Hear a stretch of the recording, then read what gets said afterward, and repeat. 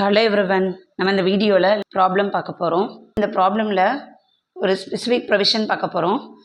For asset purchase before April 1, 2001. So asset வந்து இந்த particular டேட்டுக்கு முன்னாடி பர்ச்சேஸ் பண்ணியிருந்தாங்க அப்படின்னா லாங் டேர்ம் கேபிட்டல் அசட் அப்படின்னாலே நம்ம இண்டெக்ஸ் பண்ணணும் அப்படின்னு ப்ரீவியஸ் வீடியோவில் பார்த்துருக்குறோம். ஸோ இந்த டேட்டுக்கு முன்னாடி பர்ச்சேஸ் பண்ண அசட்டை இண்டெக்ஸ் பண்ணுறதுக்கு முன்னாடி we have to do this computation. Original cost of acquisition or fair market value on 1/4/2001, whichever is higher. So இந்த ரெண்டு வேல்யூவில் ஹையர் வேல்யூ எதுவோ அதை தான் இண்டெக்ஸ் பண்ணணும். ஸோ இது ரிலேட்டட் ப்ராப்ளம் பார்க்க போகிறோம். Mr. X purchases a house property for rupees 26,000 on 10th May 1962. He gets the first floor of the house constructed in 1967 to 68 by spending rupees 40,000. He dies on 12th September 2009. The property is transferred to Mrs. X by his will. Mrs. X spends rupees 80,000 and 26,700 during 12 to 13 and 14 to 15 respectively for reconstruction of the property. Mrs. X sells the property for rupees 95 lakhs on 15th March 2025. Brokerage paid by Mrs. X rupees 41,500. The fair market value of the house on 1st April 2001 is rupees 4,60,000. So இங்கே asset sale பண்ணுறது எந்த டேட்டில் நடக்குது? 15th March 2025. So it is happen during the current previous year 24 to 25 for rupees 95 lakhs. So அந்த அசட்டை purchase பண்ணது யார்? Mister X. இந்த அசட்டை இப்போ யார் சேல் பண்ணுறாங்க? Mrs X. ஸோ மிஸ்ஸஸ் எக்ஸுக்கு இந்த அசட் எப்படி வந்துச்சு? It is transfer to Mrs X by his will மூலமாக எக்ஸோட ப்ராப்பர்ட்டி மிஸ்ஸஸ் எக்ஸுக்கு அவரோட டெத்துக்கு அப்புறம் ட்ரான்ஸ்ஃபர் ஆகிருக்கு. இந்த ட்ரான்ஸ்ஃபர் செக்ஷன் 49(1)ல் வரும். செக்ஷன் 49(1)ல் there are certain transfers specified. So அங்கே ஸ்பெசிஃபை பண்ணியிருக்க ட்ரான்ஸ்ஃபருக்கெல்லாம் ப்ரீவியஸ் ஓனர் இன்கர் பண்ணியிருக்க காஸ்ட்டை கன்சிடர் பண்ணணும். ஸோ செக்ஷன் 49(1)ல் இந்த மாதிரி வில் மூலமாக ட்ரான்ஸ்ஃபர் பண்ணுறது, இல்லை கிஃப்டாக ப்ராப்பர்ட்டி ட்ரான்ஸ்ஃபர் பண்ணுறது, ஆர் கம்பெனியோட அமால்கமேஷன் ஆர் டிமர்ஜர் டைமில் ட்ரான்ஸ்ஃபர் பண்ணுறது. ஸோ இந்த மாதிரி ட்ரான்ஸ்ஃபர்லாம் செக்ஷன் 49(1)ல் கொடுத்துருப்பாங்க. ஸோ இங்கே வில் மூலமாக ட்ரான்ஸ்ஃபர் ஆகிருக்கனால மிஸ்டர் எக்ஸ் இந்த ப்ராப்பர்ட்டிக்கு என்ன காஸ்ட் இன்கர் பண்ணுறாரோ அதை தான் மிஸ்ஸஸ் எக்ஸ் இன்கர் பண்ண மாதிரி நம்ம எடுத்துக்கணும். ஸோ மிஸ்ஸஸ் எக்ஸ் வந்து இதை வில் மூலமாக ரிசீவ் பண்ணியிருக்காங்க. அண்ட் மிஸ்ஸஸ் எக்ஸ் இந்த ப்ராப்பர்ட்டி அக்யூர் பண்ணுறதுக்கு எந்த காஸ்ட்டும் இன்கர் பண்ணலைனாலும் மிஸ்டர் எக்ஸ் இதுக்கு என்ன காஸ்ட் இன்கர் பண்ணியிருக்காரோ, that is the previous owner என்ன காஸ்ட் இன்கர் பண்ணியிருக்காரோ அதை நம்ம கன்சிடர் பண்ணிக்கணும். So long term capital gain கம்ப்யூட்டேஷனுக்கு ஆல்ரெடி இங்கே ஃபார்மட் நான் எழுதியிருக்கிறேன். First we have to write the sale consideration.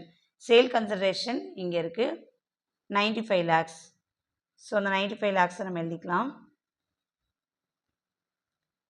இந்த ஃபார்மட் படி expenditure on transfer if any is to be deducted. So transfer டைமில் இன்கர் பண்ணுற எக்ஸ்பென்ஸ் இங்கே கொடுத்துருக்குறாங்க. Brokerage paid by Mrs X rupees 41,500. So அதை நம்ம மைனஸ் பண்ணணும். ஸோ இந்த மைனஸ் பண்ணி வந்திருக்கிற இந்த வேல்யூ நெட் கன்சிடரேஷன். இதுக்கப்புறம் நம்ம cost of acquisition, cost of improvement இதுக்கான டிடெக்ஷன் பண்ணணும். இங்கே காஸ்ட் ஆஃப் அக்விசிஷன் அப்படிங்கிறது நான் ஆல்ரெடி சொன்ன மாதிரி ப்ரீவியஸ் ஓனர் என்ன காஸ்ட் இன்கர் பண்ணியிருக்காரோ அதுதான் காஸ்ட் ஆஃப் அக்விசிஷன். இந்த 26,000 இதை நம்ம இண்டெக்ஸ் பண்ண போகிறோம். ஸோ இந்த இண்டெக்ஸ் பண்ணுறதுக்கு முன்னாடி இந்த ப்ராப்பர்ட்டி இந்த ப்ரீவியஸ் ஓனர் எப்போ பர்ச்சேஸ் பண்ணியிருக்காரு? 1962. ஸோ April 1, 2001க்கு முன்னாடி பர்ச்சேஸ் பண்ணியிருக்கிறாரு. So cost of acquisition or fair market value whichever is higher. Cost 26,000, fair market value இங்கே கொடுத்துருந்தாங்க 4,60,000, whichever is higher. So இந்த ரெண்டில் ஹையர் வேல்யூ 4,60,000. இப்போ இந்த வேல்யூ தான் நம்ம இண்டெக்ஸ் பண்ணணும். இண்டெக்ஸ் பண்ணுறதுக்கான ஃபார்முலா நம்ம லாஸ்ட் வீடியோவில் பார்த்தோம். CAA for the year of transfer divided by CAA for the year of acquisition. Current previous year அதாவது 2024 to 25 CAA வேல்யூ 364 அப்படிங்கிறது நம்ம ஆல்ரெடி பார்த்துருக்குறோம். Divided by CAA for the year of acquisition. இதுதான் நம்ம ஃபார்முலாவில் பார்த்துருந்தோம். பட் CAA வேல்யூ பார்த்தீங்க அப்படின்னா இந்த டேபிளில் 2001 to 2லேருந்து தான் கொடுத்துருப்பாங்க. அதுக்கு முன்னாடி வேல்யூஸே இருக்காது. பட் ப்ராப்பர்ட்டி அக்யூர் பண்ணியிருக்கிறது 1962ல். அப்போது ப்ராப்பர்ட்டி April 1, 2001க்கு முன்னாடி பர்ச்சேஸ் பண்ணியிருந்தாங்க அப்படின்னா ஃபார்முலாவில் நம்ம எழுதுறோம் இல்லையா, CAA for the year of acquisition, அந்த இடத்துல இந்த 2001 to 2க்குரியதை நம்ம எடுத்துக்கணும். அப்போது இங்கே நம்ம எழுத வேண்டிய வேல்யூ 100. உங்களுக்கு இந்த கால்குலேஷன் புரிஞ்சிருக்கும்னு நினைக்கிறேன். April 1, 2001க்கு முன்னாடி பர்ச்சேஸ் பண்ண அசெட் எல்லாத்துக்குமே நீங்கள் இண்டெக்ஸ் பண்ணும்போது இந்த இடத்துல 100 அப்படின்னு தான் எடுத்துக்கணும். 16,74,400. Next step indexed cost of improvement. So இங்கே இம்ப்ரூவ்மெண்ட் அப்படிங்கிறது 2 வேல்யூ கொடுத்துருந்தாங்க.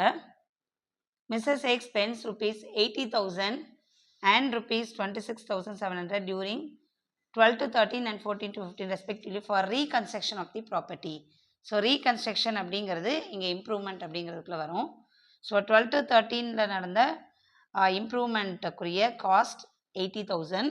ஸோ இதோட indexation 364 divided by CAA for the year of improvement.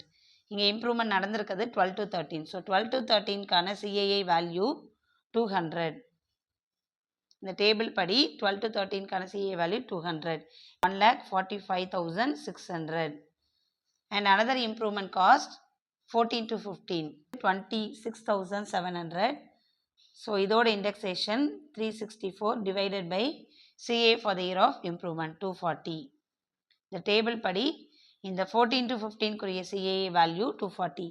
So இதை கால்குலேட் பண்ணிங்கன்னா வர்ற வேல்யூ 40,495.